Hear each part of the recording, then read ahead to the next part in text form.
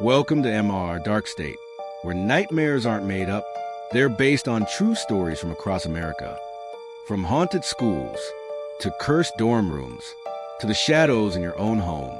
These are the tales they tried to forget, but we're here to remember them, because horror is only scary when it feels real. This is MR.DarkState, real fear, no filters.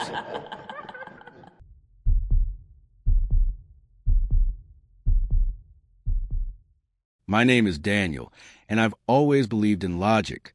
No ghosts, no spirits, just reality and science. So, when I inherited my late uncle's house on Sycamore Lane in Virginia, I didn't think twice. It was old, yes, built sometime in the 1940s, but sturdy, the kind of place that needed some work. Sure, but I was up for the challenge. Besides, I just lost my job, and a free house sounded like a blessing. The first time I pulled up the property, I noticed something odd. There were no birds, no squirrels. The trees surrounding the house stood like silent sentinels, the wind making them creak like aching bones. Still, I brushed it off. Old houses have old sounds. The front door was swollen shut, so I had to shove hard with my shoulder. The inside smelled like thyme, musty, dark, and cold. Dust covered everything. Sheets were thrown over furniture. A large, covered mirror hung in the hallway, almost like it didn't want to reflect what had happened inside. I decided to stay that first night in the guest bedroom. I didn't want to dig through my uncle's things right away. But that night, as I lay down, I kept hearing something. A slow, dragging sound, then a faint knocking. Not at the door, but inside the walls. I didn't sleep much. The next morning, I started unpacking. In the living room, I found a stack of journals that had belonged to my uncle. Most of it was gibberish, mad scribbles, repeated words like, "She's still in the walls," and "Don't listen to her voice." I laughed nervously. My uncle had no history of mental illness, but maybe the isolation had gotten him? Then I heard the knock again. This time, from directly behind the living room wall. 3 slow, deliberate knocks. I put my ear against the paneling. Silence.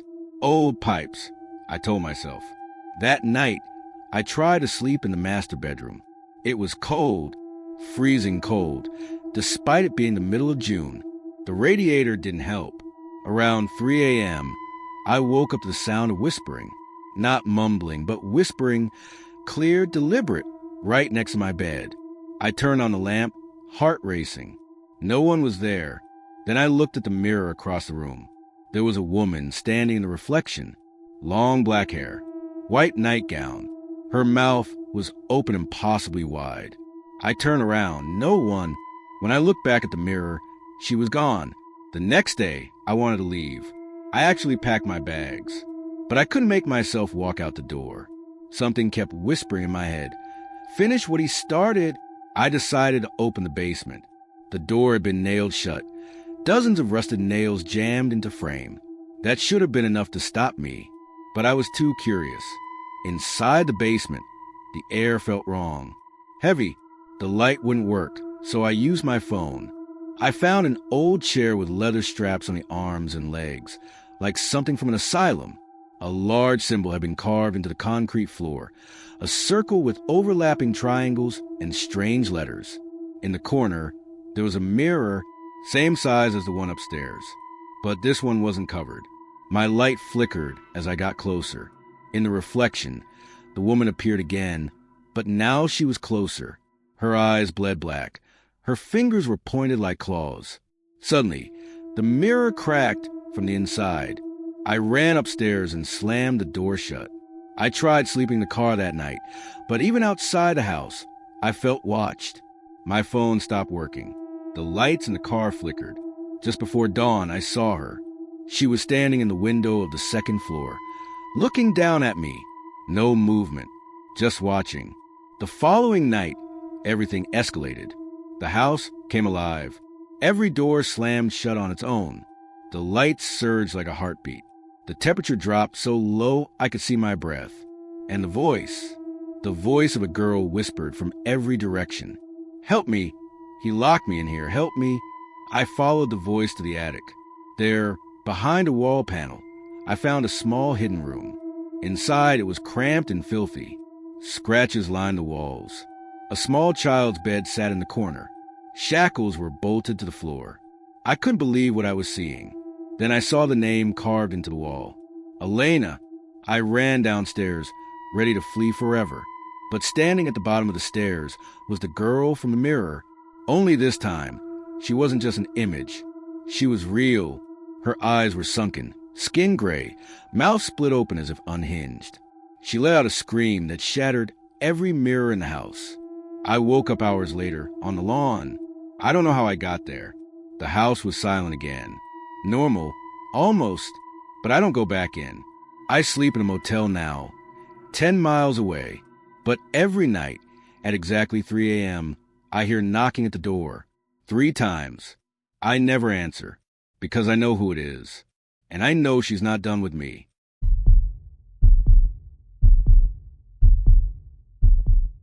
Setting: late night Uber shift in Denver, Colorado. My name is Ray Martinez. I've been driving for Uber in Denver for 5 years. I've seen it all: drunks, weirdos, even a guy who tried to pay me in expired scratch tickets. But nothing prepared me for what happened on the night of October 14th. It started like any other shift. Around 10:30 p.m., I accepted a ping from a location near the edge of town, an old industrial area filled with empty warehouses and half-built condos. The passenger's name was Emily. No photo, no rating. That wasn't too uncommon, especially with new users. I pulled up to the pickup point, a dimly lit alley behind an abandoned bakery. No one was there. I waited the standard 5 minutes. Just as I was about to cancel, a woman stepped out from the shadows. She looked wrong. Her clothes were too clean, too still, as if they weren't affected by the wind. Her skin was pale, chalk white under the streetlight, and she didn't blink, just walked up and got into the back seat. "Emily?" I asked, glancing at her in the rear-view mirror. She didn't answer, just looked straight ahead. I cleared my throat. "Where to?" Still no response. Then suddenly, her voice, soft but mechanical, said, "Take me home." Okay, and that is... My app updated on its own, even though the signal was weak. A location popped up on the map, Black Hollow Road. My stomach dropped. That place wasn't just remote, it was notorious. Everyone in town knew the stories. Strange disappearances, satanic graffiti, animals found mutilated in the woods. But work is work. We drove in silence for the first 10 minutes. I tried to make conversation, asked her where she was from, but she never answered. Once, I glanced back to check if she was asleep, and she was gone. I slammed the brakes. Then, just as I turned around fully, she was sitting there again. Same position, same stare.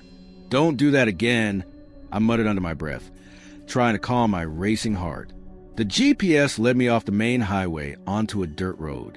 There were no lights, no other cars, just dense woods on either side and the crunch of gravel under my tires. "Are we close?" I asked. This time, she leaned forward. Her face was inches from mine. In the mirror, her eyes were solid black. "Almost," she whispered. I wanted to turn around, but the road was too narrow, so I kept going. We passed a broken-down sign that read, "Welcome to Black Hollow, EST 1891. After another 2 miles, the trees opened up into a clearing. At the center was a rotting wooden house. Windows shattered. Roof caved in. It looked like no one had lived there in decades. "This it?" I asked. She didn't answer. I parked. Suddenly, the Uber app froze. My screen went completely black. Then it lit up again, with a message I'd never seen before. "The ride isn't over." What the hell? Then I heard the back door open. She stepped out, walking slowly toward the house. "Hey, I need to end the ride." I called after her. She turned around. Her face had changed. Her mouth stretched impossibly wide. Her eyes had no whites, just endless, swirling darkness. "You brought me home," she said.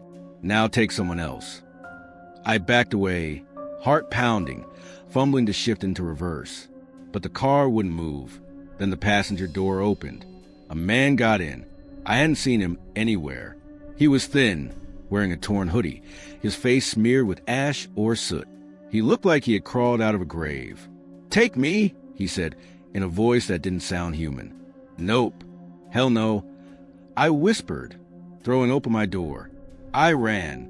I didn't even look back. I flagged down a passing truck on the main road a mile away. The driver looked at me like I was crazy, covered in sweat, blood on my hands from the branches I'd scraped running through the woods. Police went back the next day. The house was there, but no sign of the girl or the man or even my car. They told me I probably imagined it. Stress, maybe hallucination. But 2 nights later, I got another ride request. Same name, Emily. Same location, Black Hollow Road. This time, I didn't accept, but the app did, on its own. And on the screen, just before it went black again, were 3 words. "You're next, Ray."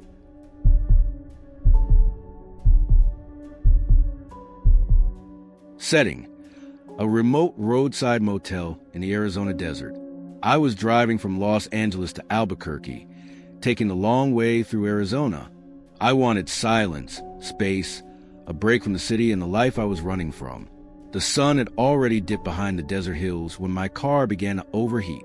I hadn't seen another vehicle in over an hour. Just dust, endless sand, and a long stretch of highway that shimmered in the distance like a mirage. Then, out of nowhere, I saw it. A faded sign. Dust Valley Motel vacancy.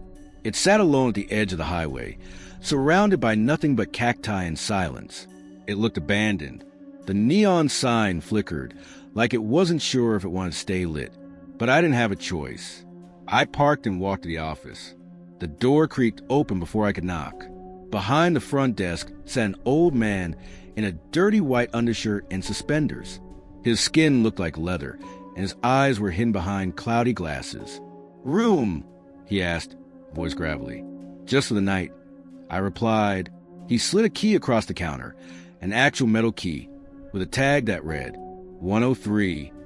"Don't use the phone," he said without looking at me. "And don't open the curtains after midnight." I waited for him to laugh, but he didn't. He just stared. The room was old but clean. Faded yellow wallpaper peeled at the corners. A queen bed sat under a buzzing ceiling fan. The rotary phone on the nightstand was coated in dust. The window faced back toward the open desert. I set my bag down and took a shower. The water ran red at first. Rusty pipes, I told myself. After dinner from a vending machine, I lay on the bed and flipped through channels. Every station was static, except one. A grainy black and white broadcast of the motel itself. The footage looked like it was from a security camera, fixed right outside my room. I watched for a while. Then I saw it, a tall figure, completely still, standing at the edge of the camera's view, staring at my window. I rushed to the window and yanked open the curtain. Nothing. Desert. Darkness. Silence. Around midnight, I woke up to the sound of the phone ringing. One long, shrill ring. I sat up, remembering the old man's words. "Don't use the phone." I let it ring, but it kept ringing, and ringing, and ringing. After 10 minutes, I picked it up and slammed it back down. Silence. Then the voice came through the speaker. "You looked." My heart jumped. The phone wasn't even off the hook anymore. But the voice continued, low and crackling, as if coming from deep underground. "You looked. Now we look back." The lights flickered and died. I ran to the door.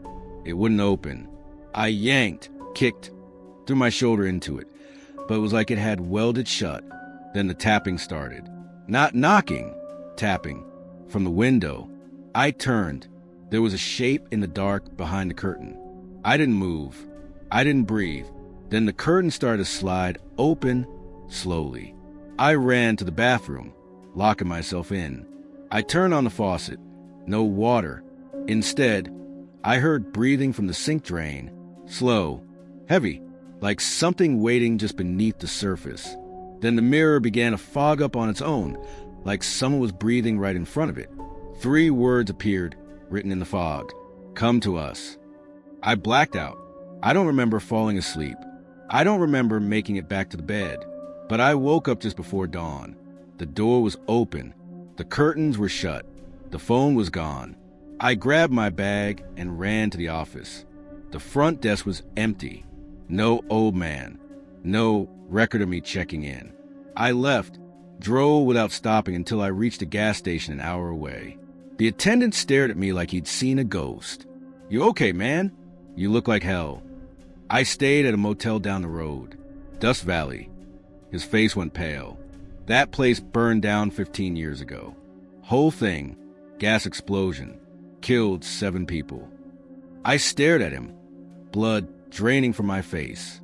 But I was just there. Last night. He shook his head slowly. "No, you weren't." I checked my phone. No photos. No GPS history. No record of a stay. Only one thing had changed. In my gallery, there was a single blurry photo I didn't remember taking. It was in my motel room, room 103, and in the window was a tall figure, smiling.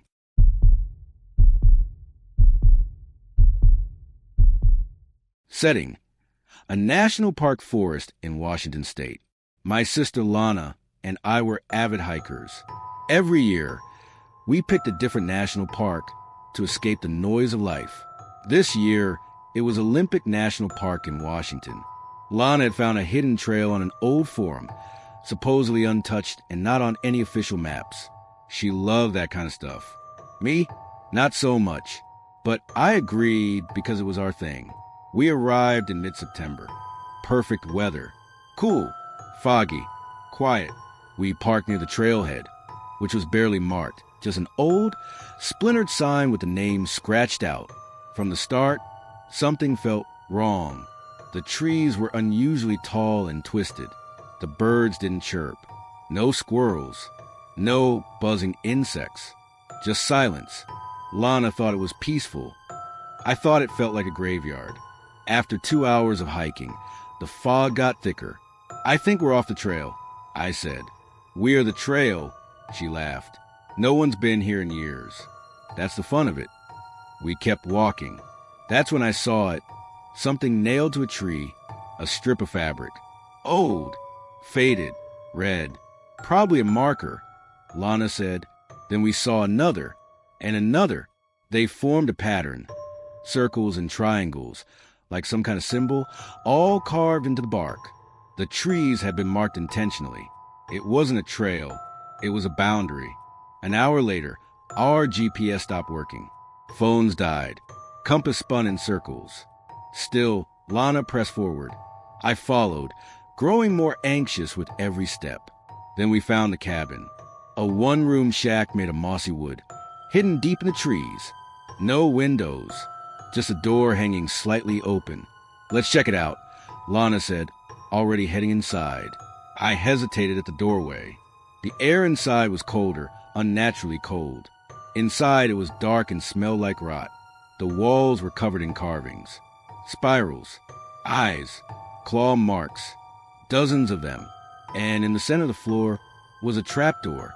"Don't," I said, but Lana had already pulled it open. The hole was pitch black. Something about it felt alive, like it was watching us. Then came the sound. Click, click, click, like claws tapping wood from far below.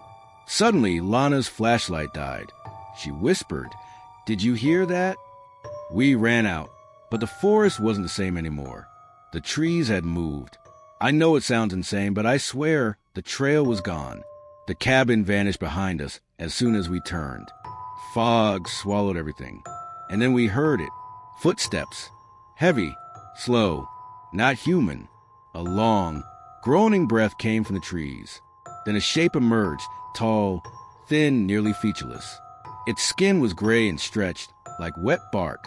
No eyes, just a slit of a mouth that hung open too wide. It didn't chase us. It just followed, always 10 steps behind, no matter how far we ran. We finally stopped when we reached a clearing. That's when I noticed Lana wasn't speaking anymore. She was staring into the trees. Her face was blank. "Lana?" She turned slowly. Her eyes were black, mouth dripping something thick and dark. She whispered. He showed me. I stepped back, heart racing. He said, "We're already dead. We just haven't noticed yet." She collapsed. I tried to pick her up, to scream, to cry, but the fog swallowed my voice. Then I saw it again. The thing, standing in the center of the clearing, arms stretched out. Behind it, dozens of others stepped forward. Same shape, same silence. They began to surround me. No screams, no noise, just click, click, click. I don't remember what happened next. I woke up 2 days later on the side of a logging road. No Lana, no cabin. Search teams found me dehydrated and in shock. I told them everything. They searched for weeks, found no shack, no symbols, no signs of Lana, nothing except one thing. Carved into a nearby tree was a message, deep and fresh. The forest takes who it wants. They call it a case of lost hiker syndrome. But I know the truth. She didn't get lost. She was taken. And something out there is still waiting for me.